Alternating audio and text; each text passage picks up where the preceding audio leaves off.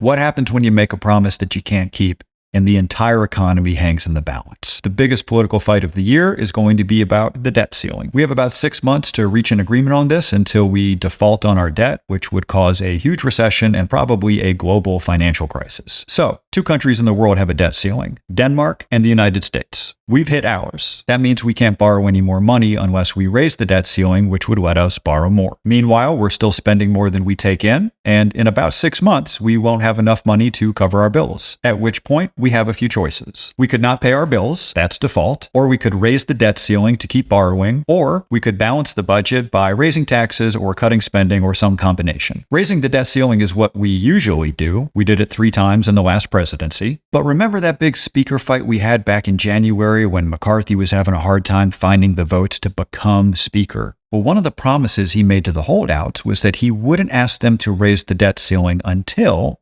he gave them a budget that would balance over the next 10 years. Here's the thing, that's not going to happen. The amount we're coming up short, it's a lot. You could cut the entire defense budget to 0, spend nothing on the military, and it still wouldn't balance the budget. You'd still have hundreds of billions to go. The idea that we could do this by finding a little over here and a little over there, folks, absolutely not. Not even close. If you notice, people who campaign on balancing the budget never tell you how they're going to do it, because if they did, it would probably upset the vast majority of you. But now, Speaker McCarthy has made a promise to pass a plan that does that. He also said it won't involve raising taxes on anyone and won't involve any cuts to Medicare or Social Security, which are the 2 programs we spend the most money on. He hasn't quite said no cuts to defense, but do we think he's going to propose big cuts to defense?